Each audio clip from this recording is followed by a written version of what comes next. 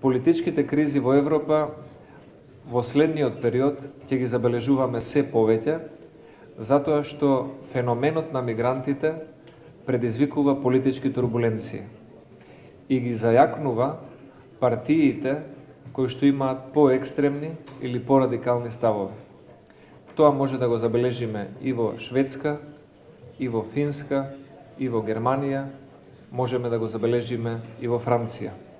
Затоа сметам дека партиите кои што имаат лев или десен, но сепак граѓански предзнак на стабилни партии, треба да бидат поагилни, да бидат поангажирани, затоа што ако действуваме покасно, може да биде предоцна за политичката слика на европскиот континент.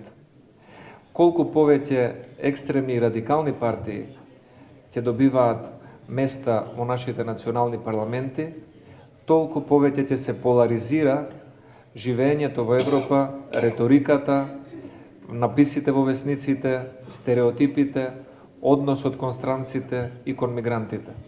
И затоа сметам дека Европа, имајќи ја во предвид незината шареноликост, како мозаик на народи, на религии, на различни култури и социјална припадност, не смее да си дозволи уште време и луксус да биде изгубено во недејствување кон мигрантската криза, а тоа време да биде искористено од радикалните и популистички партии, кои што потоа ќе представуваат проблем не само за земјите во кои што се раѓаат такви движења, туку и за целата Европа како еден замислен, обединет континент на сите народи.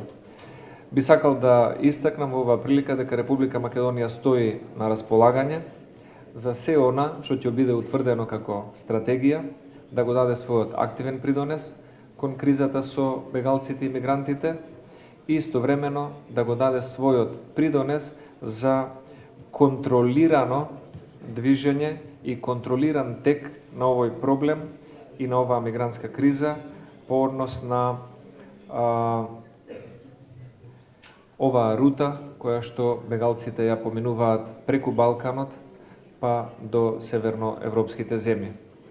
We believe our EASO is a key player in the implementation of the EU-Turkey statement and the EU Веруваме дека од клучно значење е имплементацијата на договорот меѓу Турција и Европската Унија и програмата на Европската Унија за релокација. Се обидуваме да имаме флексибилен и прилагодлив пристап кон различните земји членки на Европската Унија. Потребите се различни во различни земји членки и тие брзо се менуваат како и реалноста на терен. Во Грција покривме повеќе области каде ја понудивме нашата поддршка, пред се во поглед на релокација. Во однос на прераспределбата на бегалците, трите земји со најмногу прифатени бегалци прифатиле 75% од апликациите. Значи во основа има само неколку земји што го земаат најголемиот дел од бегалците.